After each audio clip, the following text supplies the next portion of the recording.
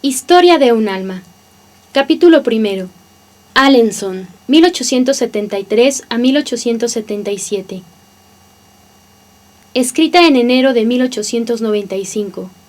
Historia primaveral de una florecita blanca, escrita por ella misma y dedicada a la Reverenda Madre Inés de Jesús. El cántico de las misericordias del Señor.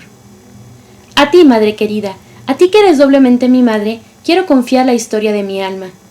El día que me pediste que lo hiciera, pensé que eso disiparía mi corazón al ocuparlo de sí mismo, pero después Jesús me hizo comprender que obedeciendo con total sencillez le agradaría. Además, solo pretendo una cosa: comenzar a cantar lo que un día repetiré por toda la eternidad, las misericordias del Señor. Antes de coger la pluma, me he arrodillado ante la imagen de María, la que tantas pruebas nos ha dado de las predilecciones maternales de la Reina del Cielo por nuestra familia. Y le he pedido que guíe ella mi mano para que no escriba ni una línea que no sea de su agrado. Luego, abriendo el Evangelio, mis ojos se encontraron con estas palabras: Subió Jesús a una montaña y fue llamando a los que él quiso, y se fueron con él. San Marcos capítulo 2, versículo 13. He ahí el misterio de mi vocación, de mi vida entera, y sobre todo, el misterio de los privilegios que Jesús ha querido dispensar a mi alma. Él no llama a los que son dignos, sino a los que Él quiere, o como dice San Pablo: tendré misericordia de quien quiera, y me apiadaré de quien me plazca. No es pues cosa del que quiere o del que se afana, sino de Dios que es misericordioso. Carta a los Romanos capítulo 11, versículo 15 y 16. Durante mucho tiempo me he preguntado por qué tenía Dios preferencias, por qué no recibían todas las almas las gracias en igual medida. Me extrañaba verle prodigar favores extraordinarios a los santos que le habían ofendido, como San Pablo o San Agustín, a los que forzaba, por así decirlo, a recibir sus gracias. Y cuando leía la vida de aquellos santos a los que el Señor quiso acariciar desde la cuna hasta el sepulcro, retirando de su camino todos los obstáculos que pudieran impedirles elevarse hacia Él y previniendo a esas almas con tales favores que no pudiesen empañar el brillo inmaculado de su vestidura bautismal, me preguntaba por qué los pobres salvajes, por ejemplo, morían en tan gran número sin haber oído ni siquiera pronunciar el nombre de Dios. Jesús ha querido darme luz acerca de este misterio. Puso ante mis ojos el libro de la naturaleza y comprendí que todas las flores que Él ha creado son hermosas, y que el esplendor de la rosa y la blancura del lirio no le quitan a la humilde violeta su perfume, ni a la margarita su encantadora sencillez.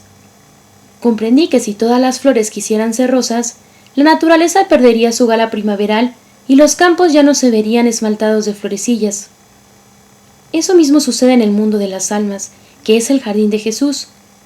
Él ha querido crear grandes santos que pueden compararse a los lirios y a las rosas, pero ha creado también otros más pequeños, y estos han de conformarse con ser margaritas o violetas destinadas a recrear los ojos de Dios cuando mira a sus pies. La perfección consiste en hacer su voluntad, en ser lo que Él quiere que seamos. Comprendí también que el amor de nuestro Señor se revela lo mismo en el alma más sencilla, que no opone resistencia alguna a su gracia, que en el alma más sublime. Y es que, siendo propio del amor el abajarse, si todas las almas se parecieran a las de los santos doctores que han iluminado a la Iglesia con la luz de su doctrina, parecería que Dios no tendría que abajarse demasiado al venir a sus corazones.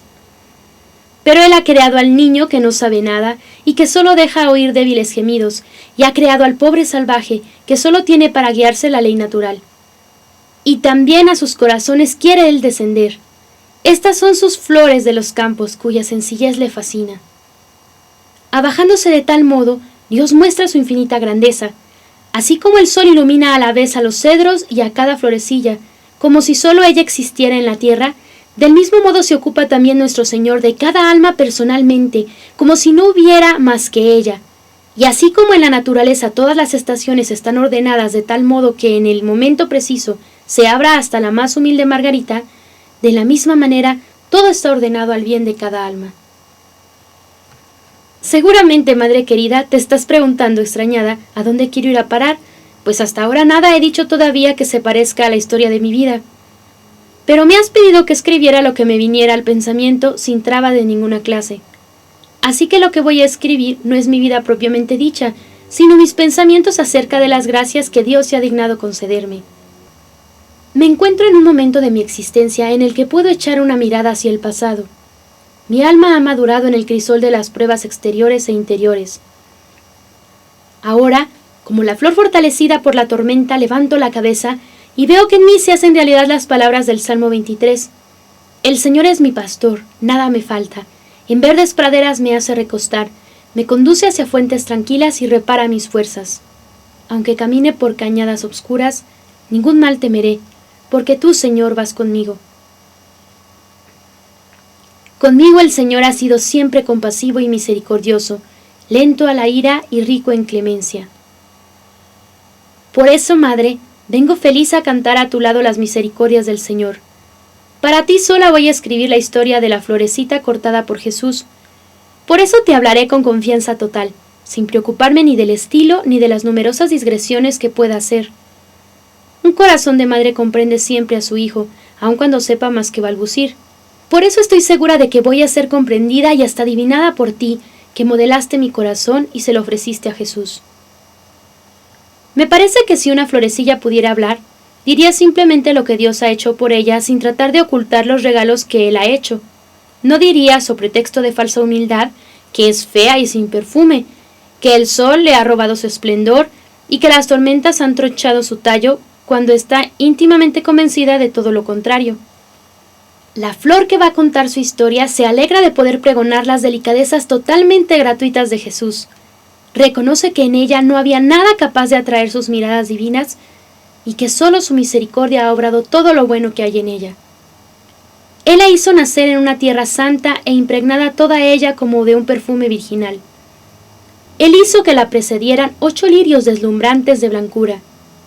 Él, en su infinito amor, quiso preservar a su florecita del aliento envenenado del mundo, y apenas empezaba a entreabrirse su corola, este divino Salvador la trasplantó a la montaña del Carmelo, donde los 2 lirios que la habían rodeado de cariño y acunado dulcemente en la primavera de su vida, expandían ya su suave perfume. 7 años han pasado desde que la florecilla echó raíces en el jardín del esposo de las vírgenes, y ahora 3 lirios, contándola a ella, cimbrean allí con sus corolas perfumadas. Un poco más lejos otro lirio se está abriendo bajo la mirada de Jesús. Y los 2 tallos benditos de los que brotaron estas flores están ya reunidos para siempre en la patria celestial. Allí se han encontrado con los otros 4 lirios que no llegaron a abrir sus corolas en la tierra. Ojalá Jesús tenga a bien no dejar por mucho tiempo en tierra extraña a las flores que aún quedan en destierro. Rodeada de amor. Acabo, madre, de resumir en pocas palabras lo que Dios ha hecho por mí. Ahora voy a entrar en los detalles de mi vida de niña. Sé muy bien que donde cualquier otro no vería más que un relato aburrido, tu corazón de madre encontrará verdaderas delicias. Además, los recuerdos que voy a evocar son también tuyos, pues a tu lado fue transcurriendo mi niñez y tengo la dicha de haber tenido unos padres incomparables que nos rodearon de los mismos cuidados y del mismo cariño. Que ellos bendigan a la más pequeña de sus hijas y le ayuden a cantar las misericordias del Señor. En la historia de mi alma, hasta mi entrada en el Carmelo, distingo 3 periodos bien definidos. El primero, a pesar de su corta duración, no es el menos fecundo en recuerdos. Se extiende desde el despertar de mi razón hasta la partida de nuestra Madre querida para la patria del cielo. Dios me concedió la gracia de despertar mi inteligencia en muy temprana edad y de que los recuerdos de mi infancia se grabasen tan profundamente en mi memoria que me parece que las cosas que voy a contar ocurrieron ayer.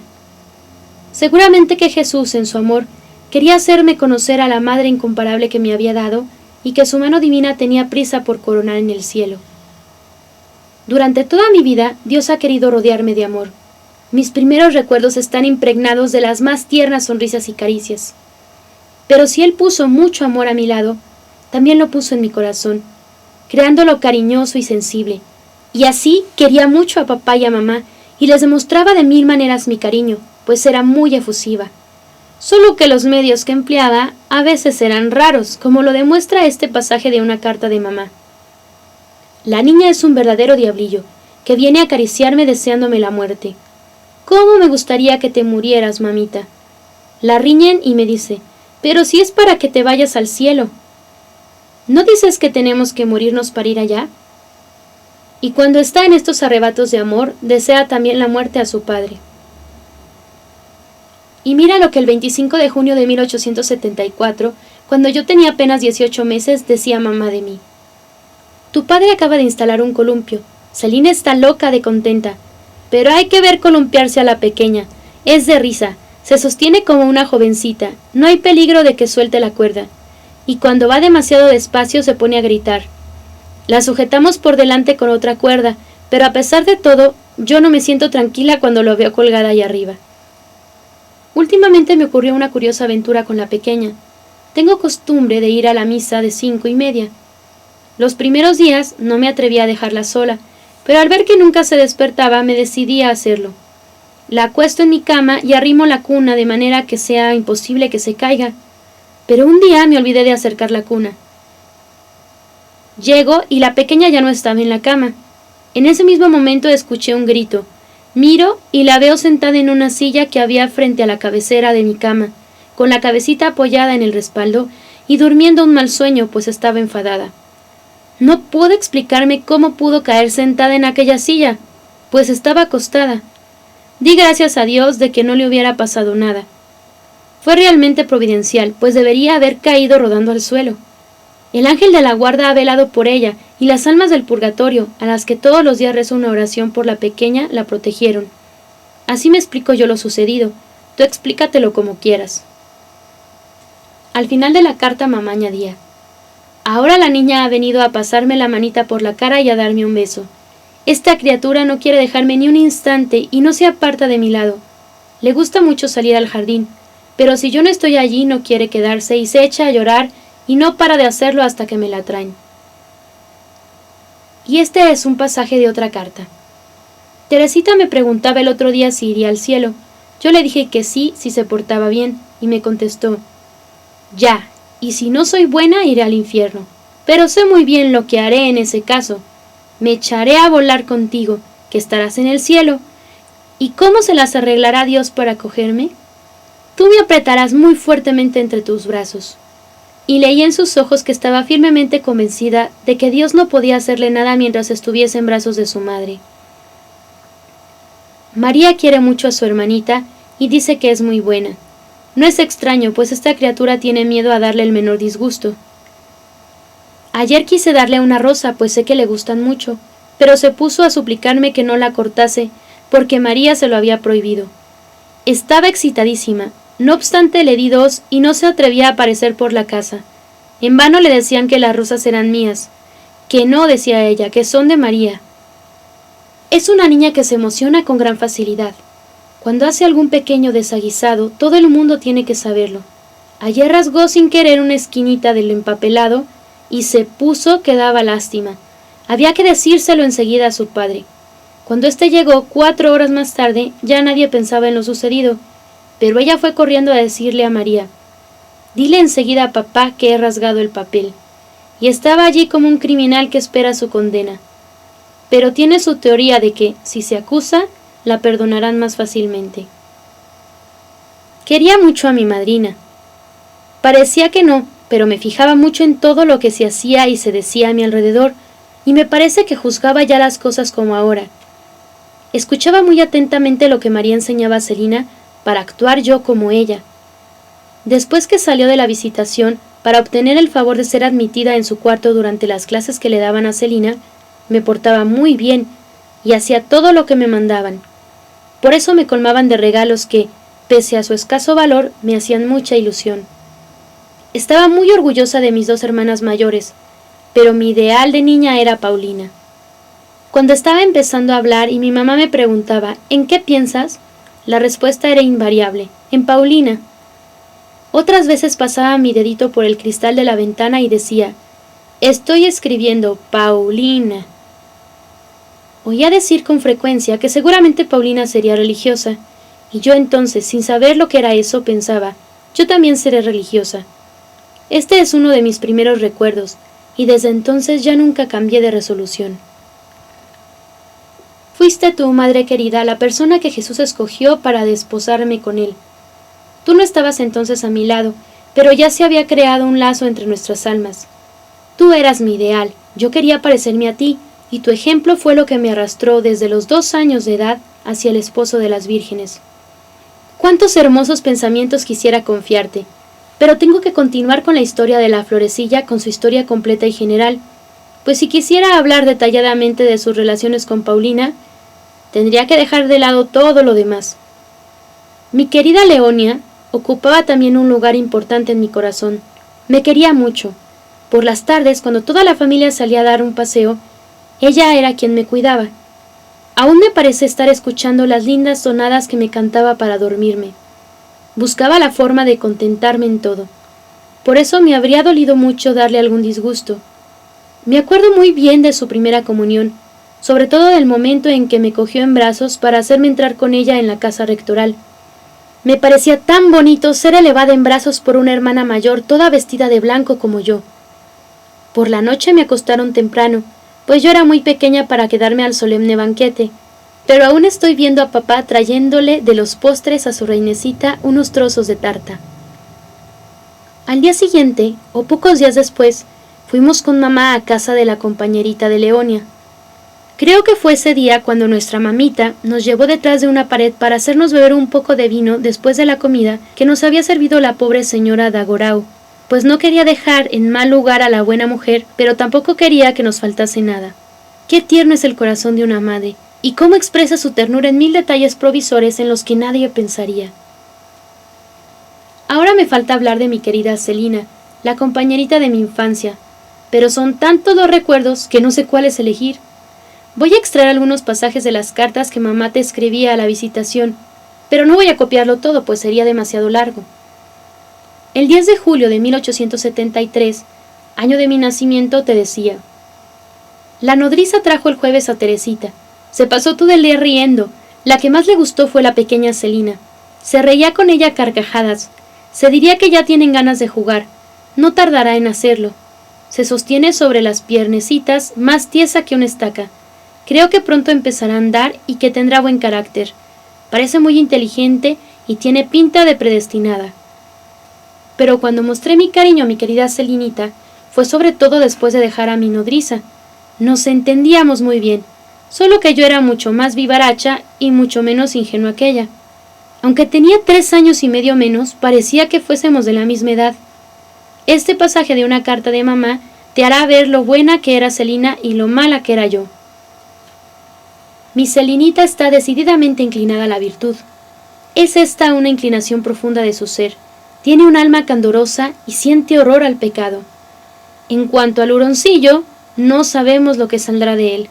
Es tan pequeño y tan atolondrado. Tiene una inteligencia superior a la de Celina, pero es mucho menos dulce, y sobre todo, de una terquedad casi indomable. Cuando dice no, no hay nada que la haga ceder. Aunque la metiésemos un día entero en el cuarto de los trastos, dormiría allí antes que decir sí. Sin embargo, tiene un corazón de oro, es muy cariñosa y sincera. Es curioso verla correr tras de mí para acusarse. Mamá, he empujado a Celina, pero solo una vez. Le he pegado una vez, pero no lo volveré a hacer. Y así en todo lo que hace. El jueves por la tarde fuimos a dar un paseo hacia la estación y se empeñó en entrar en la sala de espera para ir a buscar a Paulina. Corría adelante con una alegría que daba gloria verla, pero cuando vio que teníamos que volver sin subir al tren para ir a buscar a Paulina, se pasó todo el camino llorando. Esta última parte de la carta me recuerda a la dicha que sentía al verte volver de la visitación. Tú, madre querida, me cogías en brazos y María cogía en los suyos a Celina. Entonces yo te hacía 1000 caricias y me echaba hacia atrás para admirar tu larga trenza. Luego me dabas una tableta de chocolate que habías guardado durante 3 meses. Imagínate qué reliquia era eso para mí. Viaje a Le Mans. Me acuerdo también del viaje que hice a Le Mans. Era la primera vez que iba en tren. Qué alegría verme viajar sola con mamá. Sin embargo, ya no recuerdo por qué me eché a llorar, y nuestra pobre mamaíta solo pudo presentar a nuestra tía de Le Mans un feo bichito todo enrojecido por las lágrimas que había derramado en el camino. No guardo ningún recuerdo de la visita al locutorio, a no ser del momento en que mi tía me pasó un ratoncito blanco y una cestita de cartulina llena de bombones sobre los que campaneaban dos preciosos anillos de azúcar, justamente del tamaño de mi dedo. Inmediatamente exclamé: ¡qué bien! Ya tengo un anillo para Celina. Pero ¡ay, dolor! Cojo la cesta por el asa, doy la otra mano a mamá y nos vamos. A los pocos pasos miro la cesta y veo casi todos los bombones desparramados por la calle, como si fueran los guijarros de Pulgarcito. Miro más atentamente y veo que uno de los dos preciosos anillos había corrido la misma suerte fatal de los bombones. Ya no tenía nada que llevar a Celina. Entonces estalla mi dolor. Pido volver sobre mis pasos, pero mamá no parece hacerme caso. Aquello era demasiado. A mis lágrimas siguieron mis gritos. No podía comprender que mamá no compartiese mi dolor, y eso acrecentaba todavía más mi sufrimiento. Mi carácter. Vuelvo ahora a las cartas en las que mamá te habla de Celina y de mí. Es el mejor medio que puedo emplear para darte a conocer mi carácter. He aquí un pasaje en el que mis defectos brillan en todo su esplendor. Celina está entretenida con la pequeña jugando a los dados y riñen de vez en cuando. Celina cede para añadir una perla a su corona. Yo me veo obligada a reprender a esta pobre niña, que coge unas rabietas terribles cuando las cosas no salen a su gusto y se revuelca por el suelo como una desesperada, pensando que todo está perdido. Hay momentos en que es más fuerte que ella y se le corta la respiración. Es una niña muy nerviosa. De todas maneras es un encanto y muy inteligente, y se acuerda de todo. Ya ves, madre mía, qué lejos estaba yo de ser una niña sin defectos. Ni siquiera se podía decir de mí que fuese buena cuando estaba dormida, pues de noche era todavía más revoltosa que de día. Mandaba a paseo todas las mantas, y dormida y todo me daba golpes contra los lagueros de mi camita. El dolor me despertaba y entonces decía: «Mamá, me he golpeado». Nuestra pobre mamita se veía obligada a levantarse y comprobaba que en efecto tenía chichones en la frente y me había golpeado. Me tapaba bien y volvía a acostarse, pero al cabo de un momento yo volví a golpearme, de suerte que se vieron obligados a atarme en la cama. Todas las noches la pequeña Celina venía a anudar las incontables cuerdas destinadas a evitar que el diablillo se golpease y despertara a su mamá. Esta medida dio buen resultado, y desde entonces ya fui buena mientras dormía. Tenía también otro defecto, estando despierta, del que mamá no habla en sus cartas. Era un gran amor propio. No voy a darte más que 2 ejemplos para no alargar demasiado mi narración. Un día me dijo mamá: «Teresita, si besas el suelo te doy 5 céntimos». 5 céntimos eran para mí toda una fortuna, y para ganarlos no tenía que bajar demasiado de mi altura, pues mi exigua estatura no me separaba muchos palmos del suelo. Sin embargo, mi orgullo se rebeló a la sola idea de besar el suelo, y poniéndome muy tiesa le dije a mamá: «No, mamaíta, prefiero quedarme sin los 5 céntimos». En otra ocasión teníamos que ir a Grogny a visitar a la señora de Monier. Mamá le dijo a María que me pusiese mi precioso vestido azul celeste adornado de encajes, pero que no me dejara los bracitos al aire, para que el sol no me los tostase. Yo me dejé con la indiferencia propia de las niñas de mi edad, pero interiormente pensaba que habría estado mucho más bonita con los bracitos al aire. Con una forma de ser como la mía, si hubiera sido educada por unos padres sin virtud, o incluso si hubiese sido mimada por Luisa como Celina, habría salido muy mala y tal vez hasta me habría perdido. Pero Jesús velaba por su pequeña prometida y quiso que todo redundase en su bien, incluso sus defectos que, corregidos a tiempo, le sirvieron para crecer en la perfección. Como tenía amor propio y también amor al bien, en cuanto empecé a pensar seriamente, y lo hice desde muy pequeña, bastaba que me dijeran que algo no estaba bien para que se me quitasen las ganas de hacérmelo repetir 2 veces. Veo con agrado que en las cartas de mamá, a medida que iba creciendo, le daba mayores alegrías. Como no tenía más que buenos ejemplos a mi alrededor, quería seguirlos como la cosa más natural del mundo. Esto es lo que escribía en 1876. Hasta Teresa quiere ponerse a veces a hacer prácticas. Es una niña encantadora, más lista que el hambre, muy vivaracha, pero de corazón sensible. Celina y ella se quieren mucho. Se bastan solas para entretenerse. Todos los días, en cuanto acaban de comer, Celina va a buscar a su gallo y atrapa al primer golpe la gallina de Teresa. Yo no consigo hacerlo, pero ella es tan hábil que la coge a la primera. Después se van las dos con sus animalitos a sentarse al amor de la lumbre y así se entretienen un buen rato. La gallina y el gallo me los había regalado Rosita y yo le di el gallo a Celina. El otro día Celina durmió conmigo y Teresa se acostó en el segundo piso en la cama de Celina. Había pedido a Luisa que la bajase para vestirla y cuando Luisa subió a buscarla encontró la cama vacía. Teresa había oído a Celina y se había bajado con ella. Luisa le dijo: «O sea que no quieres bajar a vestirte». «No, Luisa, no, nosotras somos como las dos gallinitas que no pueden separarse».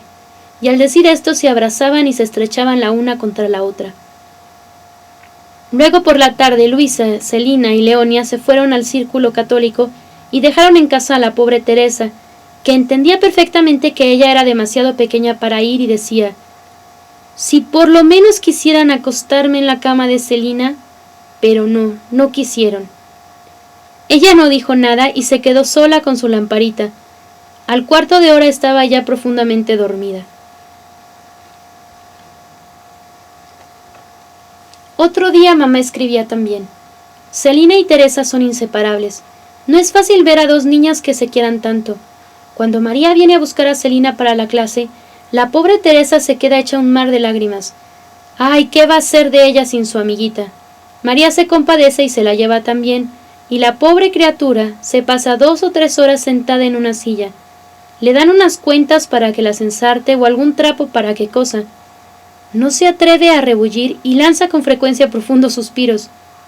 Cuando se le desenhebra la aguja, intenta volver a enhebrarla, y es curioso verla cuando no lo consigue, y no se atreve a molestar a María. Pronto se ven 2 gruesas lágrimas correr por sus mejillas. María la consuela inmediatamente y le vuelve a enhebrar la aguja, y el pobre angelito sonríe a través de sus lágrimas. Recuerdo en efecto que no podía vivir sin Celina, y que prefería levantarme de la mesa sin terminar el postre a no irme tras ella. En cuanto se levantaba, me volvía en mi silla alta pidiendo que me bajasen, y nos íbamos las dos juntas a jugar. A veces nos íbamos con la hija del gobernador, lo cual me gustaba mucho a causa del parque y de los preciosos juguetes que nos enseñaba. Pero más que nada iba allí por complacer a Celina, ya que prefería quedarme en nuestro jardincito raspando las tapias, pues quitábamos todas las brillantes lentejuelas que había en ellas, y luego íbamos a vendérselas a papá, que nos las compraba muy serio. Los domingos, como yo era muy pequeña para ir a las funciones religiosas, mamá se quedaba a cuidarme. Yo me portaba muy bien y andaba de puntillas mientras duraba la misa. Pero en cuanto veía abrirse la puerta se producía una explosión de alegría sin igual.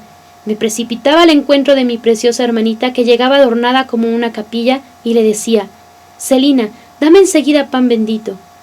A veces no lo traía porque había llegado demasiado tarde. ¿Qué hacer entonces?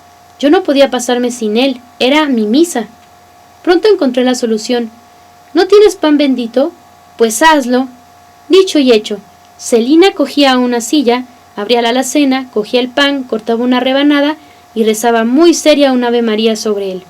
Luego me lo ofrecía y yo, después de hacer con él la señal de la cruz, lo comía con gran devoción, encontrándole exactamente el mismo gusto que el del pan bendito. Con frecuencia hacíamos juntas conferencias espirituales. He aquí un ejemplo que entresaco de las cartas de mamá. Nuestras dos queridas pequeñas, Celina y Teresa, son ángeles de bendición. Tienen una naturaleza verdaderamente angelical. Teresa constituye la alegría y la felicidad de María y su gloria. Es increíble lo orgullosa que está de ella. La verdad es que tiene salidas de lo más sorprendentes para su edad y le da 100 vueltas a Celina, que tiene el doble de años. El otro día decía Celina: «¿Cómo puede estar Dios en una hostia tan pequeña?». Y la pequeña contestó: «Pues no es tan extraño, porque Dios es todopoderoso». ¿Y qué quiere decir todopoderoso? Pues que hace todo lo que quiere. Un día, Leonia, creyéndose ya demasiado mayor para jugar a las muñecas, vino a nuestro encuentro con una cesta llena de vestiditos y de preciosos retazos para hacer más. Encima de todo venía acostada a su muñeca. «Tomen, hermanitas», nos dijo, «escojan, les doy todo para ustedes». Celina alargó la mano y cogió un mazo de orlas de colores que le gustaba. Tras un momento de reflexión, yo alargué a mi vez la mano diciendo: «Yo lo escojo todo». y cogí la cesta sin más ceremonias. A los testigos de esta escena la cosa les pareció muy justa y ni a la misma Celina se le ocurrió quejarse, aunque la verdad es que juguetes no le faltaban, pues su padrino la colmaba de regalos y Luisa encontraba la forma de agenciarle todo lo que deseaba. Este insignificante episodio de mi infancia es el resumen de toda mi vida. Más tarde, cuando se ofreció ante mis ojos el horizonte de la perfección, comprendí que para ser santa había que sufrir mucho, buscar siempre lo más perfecto y olvidarse de sí misma. Comprendí que en la perfección había muchos grados y que cada alma era libre de responder a las invitaciones del Señor y de hacer poco o mucho por Él.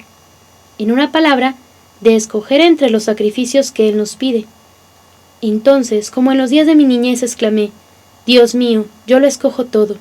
No quiero ser santa a medias. No me asusta sufrir por ti, solo me asusta una cosa: conservar mi voluntad. Tómala, pues yo escojo todo lo que tú quieres. Pero tengo que cortar. No debo adelantarme todavía a hablarte de mi juventud, sino de aquel diablillo de 4 años. Recuerdo un sueño que debí tener por esa edad y que se me grabó profundamente en la imaginación. Una noche soñé que salía a dar un paseo yo sola por el jardín.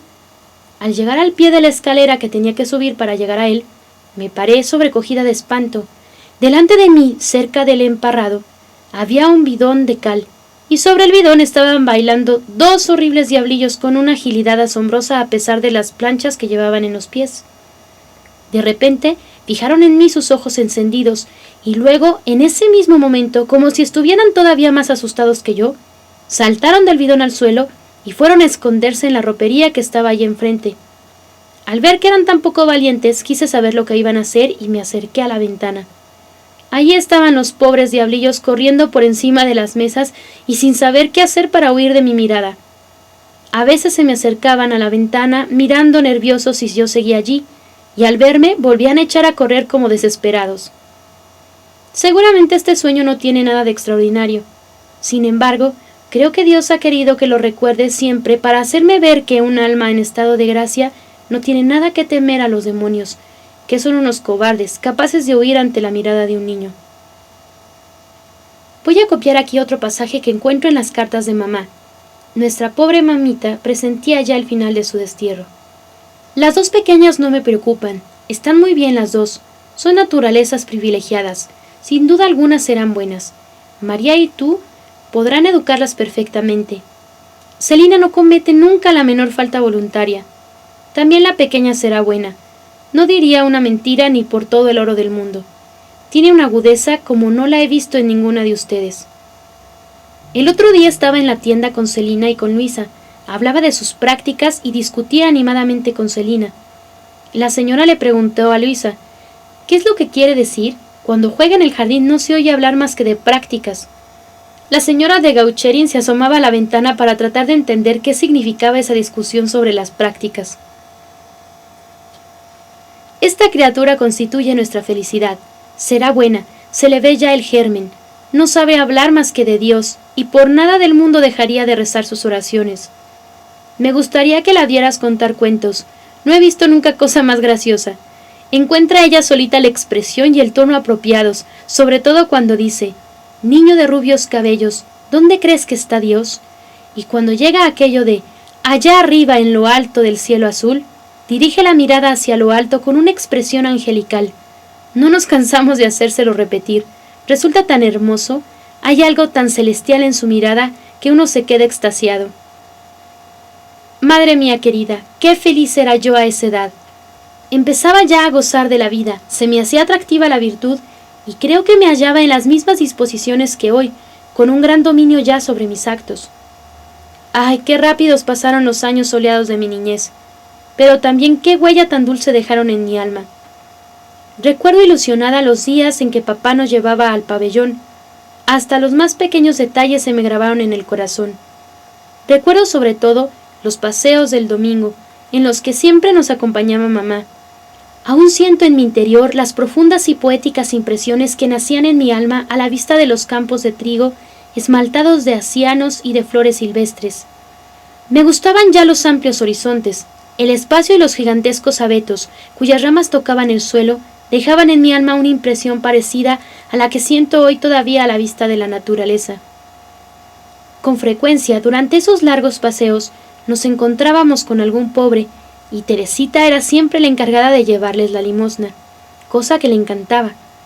Pero a menudo también, pareciéndole a papá que el camino era demasiado largo para su reinecita, la llevaba a casa antes que a las demás, muy a su pesar, y entonces para consolarla, Celina llenaba de margaritas su linda cestita, y a la vuelta se las daba.